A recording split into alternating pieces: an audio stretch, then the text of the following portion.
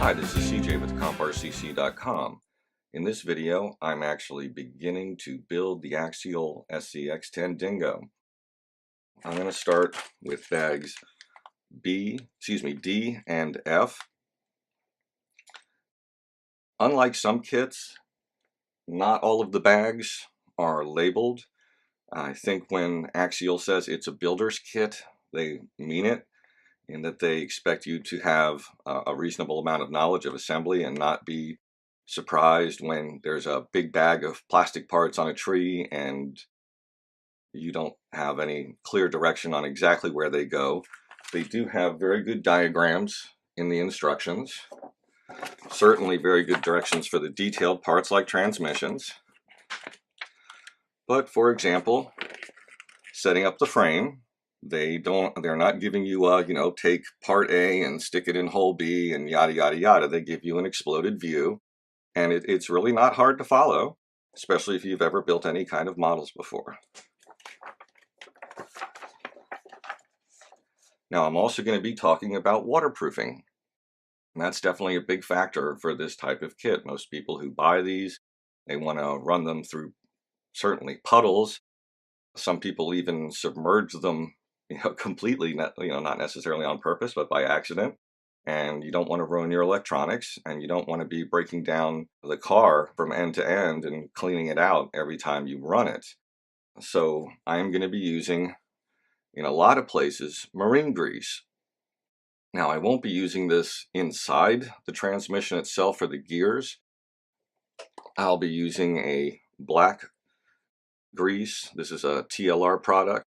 Associated makes pretty much the same thing. It's excellent grease, great for gearing. Where I will be using this on the transmission is on any bearing faces that face outward. I'm not worried about getting it into the bearing, just putting a shield of it on there. This stuff is waterproof. It will not be washed away by water, and you want to make sure that's a factor. There are marine greases out there that are water soluble, and you do not want that. Lucas makes great products, and their marine grease is definitely not water soluble.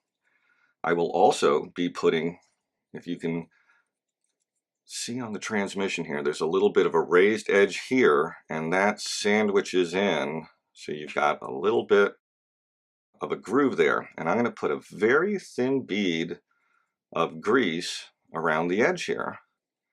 And then when I seal it, just wipe off the excess, and that will create a barrier that will prevent water from being able to just wick in, because water loves small cracks. If it finds a crack, it goes right in, and you got water in your transmission and your grease gets messed up.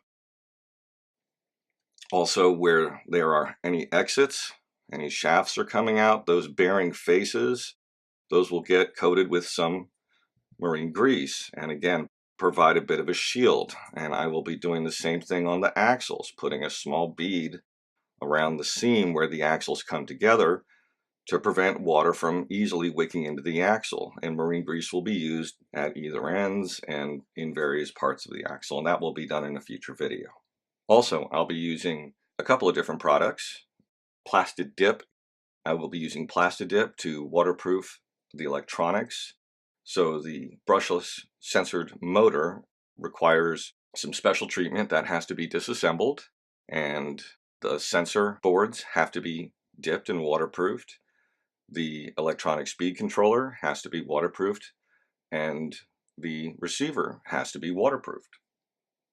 And again, all of that will be covered later. So I'm going to go ahead and just start cutting this open, pulling out parts, sorting things out.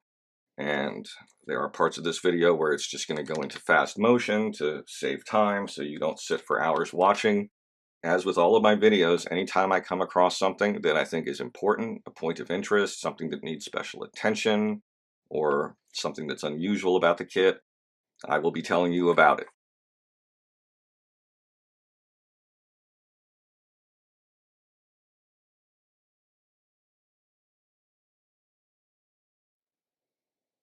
I'm going to go ahead and put this little grub screw into the gear that they provide. That way that does not get misplaced along the way.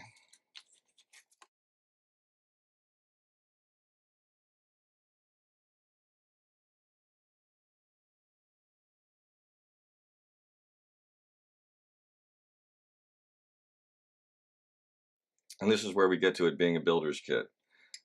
There are 3 gears in the transmission. That's going to be the primary. There's an idler gear here, and then there's the gear where you would have a differential. This does not have a differential, it's locked. But those 2 gears were not in this pack, so I'm going to go rummaging for a moment.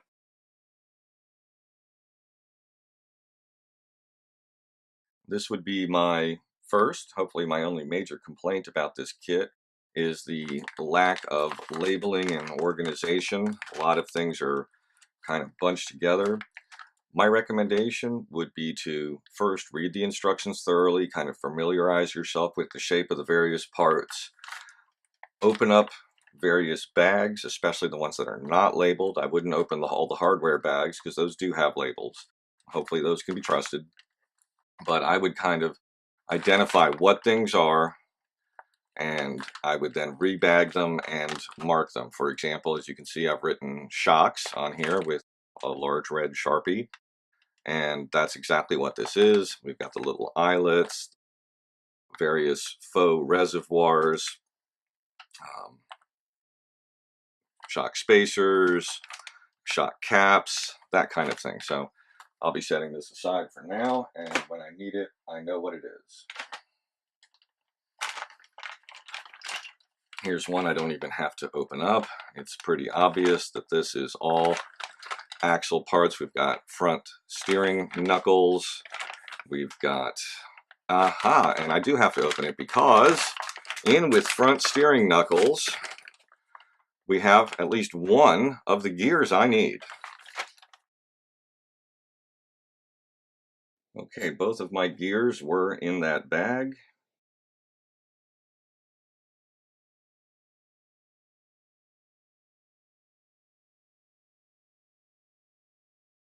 Wanted to make sure which side of the transmission that shaft comes out. It's not totally obvious because it's open at both ends, which is kind of odd, especially for a vehicle that people are definitely going to bash and get wet. I'm surprised they didn't cap off that end. An interesting thing, this gear looks like any ordinary ball diff gear at first glance, but I'm going to be screwing these 2 pieces together like so, and that will be a completely locked center differential, which for this type of vehicle is excellent. I am kind of surprised that these 2 gears are plastic. They do give you a metal gear for the top gear, but giving you a metal idler gear and a metal drive gear down here shouldn't have been very expensive. It is offered by Axial as a separate upgrade item, and I know that there's at least 1 or 2 other manufacturers that make steel gears. I wanted to have these as metal at this time. Everyone is out of stock, if you can believe that. I searched the internet thoroughly, and there is not a single RC retailer out there that has these in metal in stock at this time.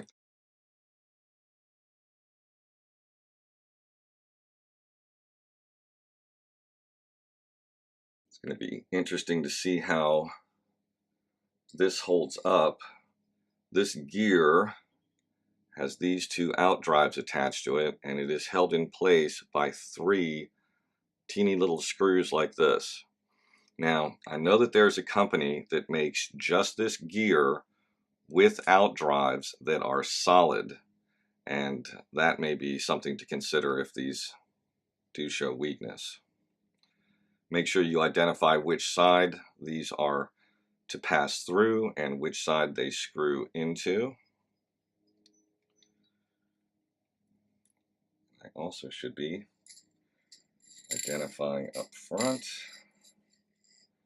what size these are. I don't know if this is all metric hardware or not. Seems like a 1.5.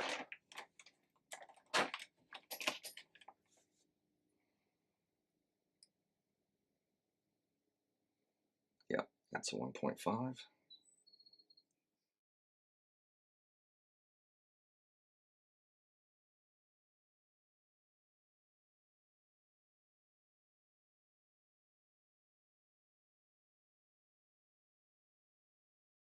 Normally, metal on metal, I would put some thread lock on here, but because these screws are so teeny and I'm sandwiching a piece of plastic, which is going to provide a little compression resistance, I'm not going to do it, because if I trash this gear and I get a metal replacement that does not have outdrives built into it, I might never get those screws back out again with thread lock, even with blue thread lock. So I'm just going to make sure those are good and tight. And normally I just do 4 little dabs. I don't want to pack up the transmission with grease, but because this might get water inside it, and because of the amount of torque that's going to be thrown into these gears, I'd rather go a little heavier on the grease.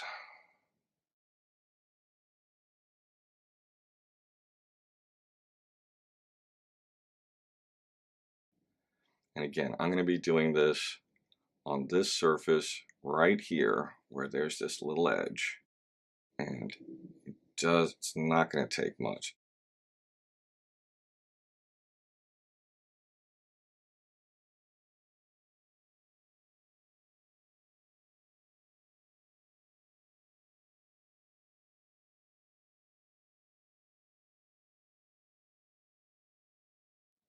Okay, so if you can see that, and just to be sure that I am getting this everywhere, this stuff is worse than baby snot. It sticks to everything. So I'm just going to put a little, that was great. I'm just going to put just a little bead, because this is going to close up nice and tight. But just moisten this entire edge, just in case on the other piece I missed anything.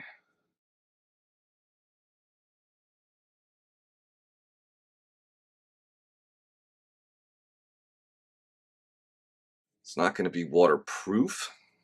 Water resistant is the name of the game.